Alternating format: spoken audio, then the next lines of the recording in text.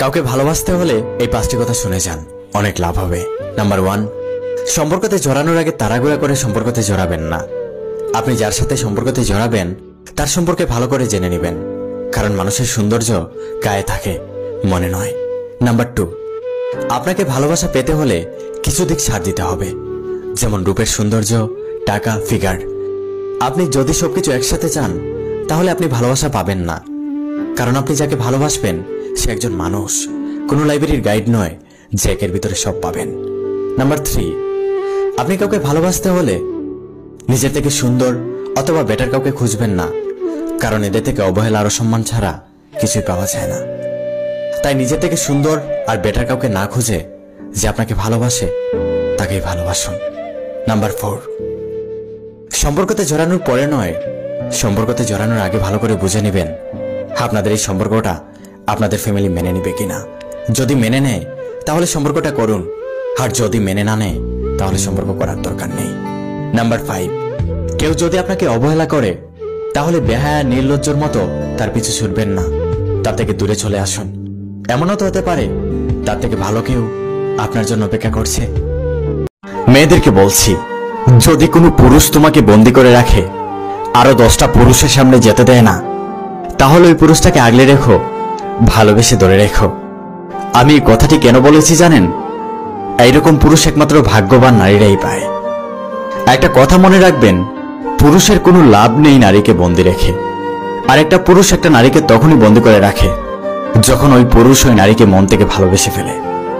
আর একটা পুরুষ একটা নারীকে যখন মন থেকে ভালোবেসে ফেলে তখন ওই পুরুষ ওই নারীকে বাইরে দুনিয়ায় যেতে দেয় না, 10টা পুরুষের সামনে যেতে দেয় না, কারণ একজন পুরুষ মানুষই জানে পুরুষ মানুষ কেমন হয়।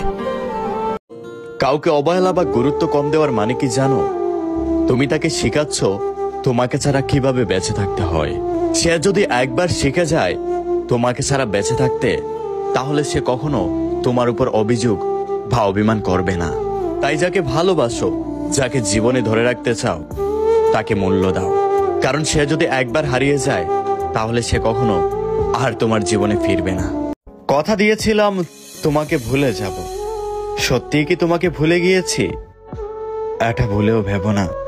হ্যাঁ, আমি হেরে গিয়েছি, কিন্তু তোমাকে জিতিয়ে দিয়েছি। তুমি কি ভেবেছ তোমাকে ছাড়া ভালো থাকতে পারবো না আমি? বড্ড বোকা তুমি। তোমাকে ছাড়া দিব্যি ভালো আছি আমি। হ্যাঁ, এটা সত্যি, তোমাকে আমি সারা জীবন আমার করে রাখতে চেয়েছিলাম। তাতে কি, এখনো তো আমি বেঁচে আছি।